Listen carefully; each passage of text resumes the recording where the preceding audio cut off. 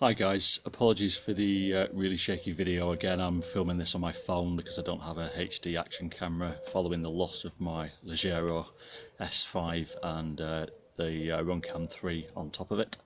But basically I needed to replace my everyday 5-inch quad, and Avant are sending me another top plate to go with the base plate that I got from them. But they're also sending me the new 3-inch quad, and rather than having to pay postage twice, I just told them to send them both together, so I'll probably get that in another week or two.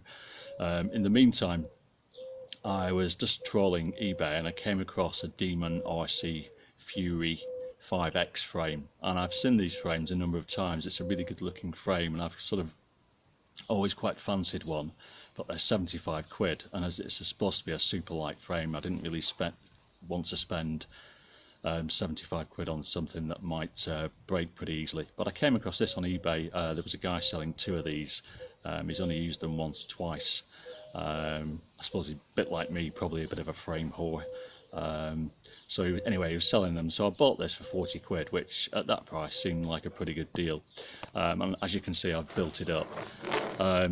The components are really just mostly stuff that I had lying around, because I didn't have the money to go and, you know, essentially buy an entire new quad. So I had a DYS F4 flight controller, a spare one which I've put in there, and I had a couple of these Tornado T2 2600K motors lying around, so I bought another couple just to make 4 motors. VTX is a DYS MI200, which I quite like, and the camera is just a cheapo HS77 clone, HS1177 clone, and the props on this at the moment are Racerstar 5048, I believe they are, which I bought just on a whim to see what they were like.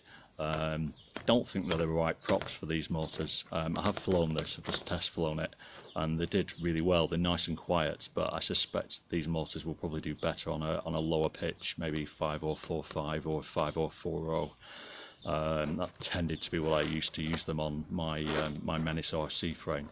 So anyway, this frame's got its good points and its bad points. I suppose the good point is it looks very, very nice. It's a really nice looking frame, and I love the way that it's got these 2 plates, a bit like my Space Cowboy. So your VTX sits at the top and you've got easy access to the buttons and the display, because quite often when you buy a frame, it has holes in the top, but half the time they're not in the right place for the VTX that you're using.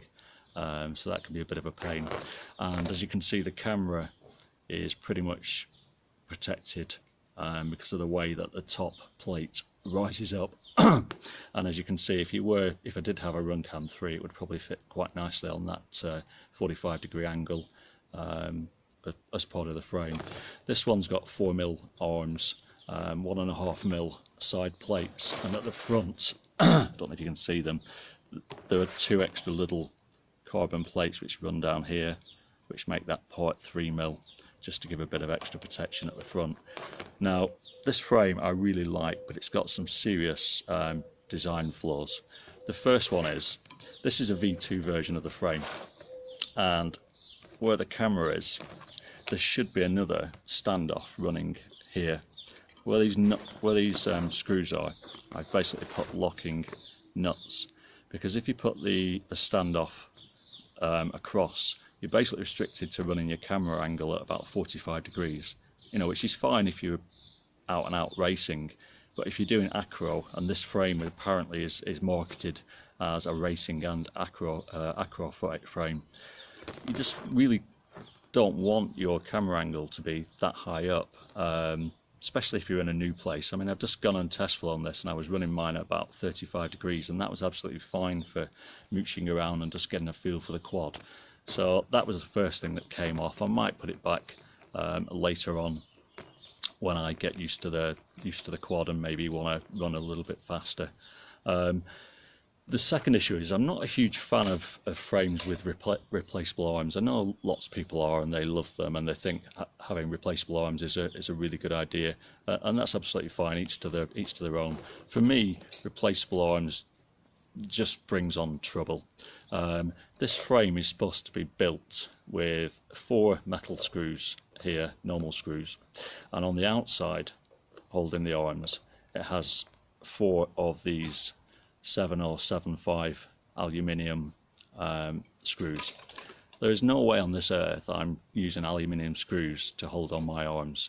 Aluminium bends, is pretty fragile, and there's been plenty of reports of people bending the screws and shearing off the head. So that was the first thing that went. This frame weighs 60 grams before hardware. I didn't weigh it prior to building it, but given the amount of hardware on here, I'd imagine it's well over 70 grams. So I've added a bit of weight by simply getting rid of the epoxy aluminium screws and putting some proper steel ones in. The other thing I didn't really like is, you won't probably be able to see, is in the arms are sandwiched between 2 plates which are basically identical, like that one there, and the top plate has kind of like built-in I don't know what sort of built-in nuts which you screw into, which is fine. And then the idea is you put plastic standoffs, plastic spacers on top of that, and then mount your flight controller on top of that.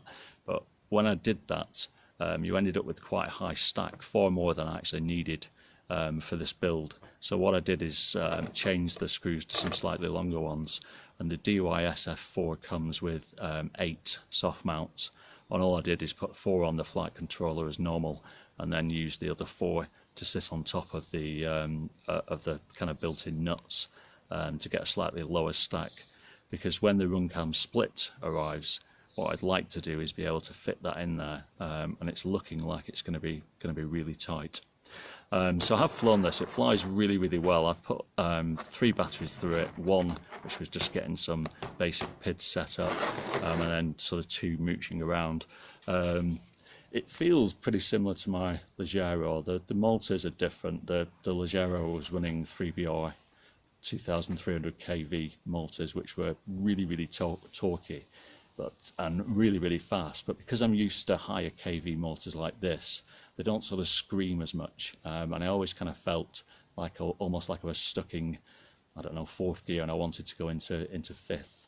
I think the Leggero is probably a little bit faster, but I prefer the sound of higher kV motors. I like the way that they scream, but again, that's just a preference. So what do I think about this frame? I wouldn't buy it for 75 quid. I don't particularly like replaceable arms. After a number of crashes, these will probably become loose, and while you can buy these arms for 7 or 8 quid, I suspect you'll probably have to buy another base plate, simply because every time you bash it, the carbon will start getting slowly eroded. Not a huge problem, but again, I'd just rather buy a 1-piece bottom plate, which is lighter because it has less screws, you know, and you don't have to worry that your screws are going to pop out, your arms are going to get loose, etc, etc. Other than that, and that silly design flaw with the camera, I really like it. It's a really nice frame. Do I like it more than my Leggero that I lost? I like the way it looks, but I think the Leggero is a better frame, and cheaper too, actually. And it's better in my mind simply because it's simpler. 1-piece bottom plate, 4 standoffs, 8 screws, bish bash bosh, there you go. It's easier to build, and with this one, because the camera's kind of stuck in here, it's quite high up, you end up with quite long wires going back and forth.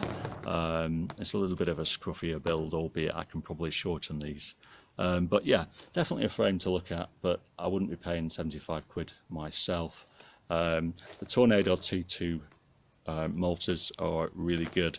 I've always been a little bit confused as to where these sit in the Brotherhobby lineup, because you've got the returner R3s, which tend to be cheaper, and then you've got the returner R4s, which tend to be a similar price. And I asked, there's a guy on YouTube called Engineer X, who does tons of motor reviews, and I asked him where these sort of sat in the lineup, because there's some T3s coming out, and I was curious.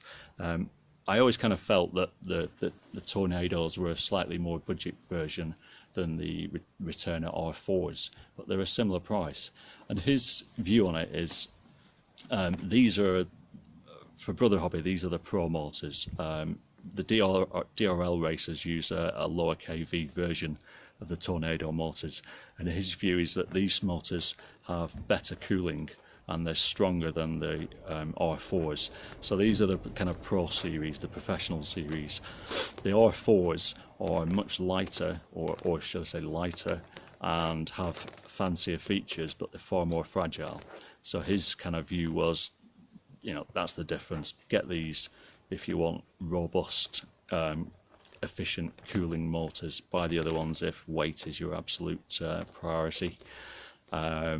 So yeah, that's where they stand up. In terms of weight, let's have a look. If I just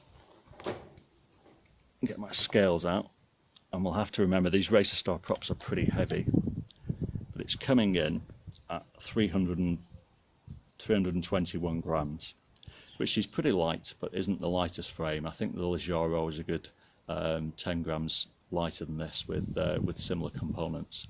So it's still a lightweight frame. I've added a bit of weight, clearly, by changing the aluminium screws for steel ones, and the Tornado motors are pretty heavy. If we put a battery on, and that battery is a 1300, what is it, 1300 Tattoo 75C 4S, we get 499 grams.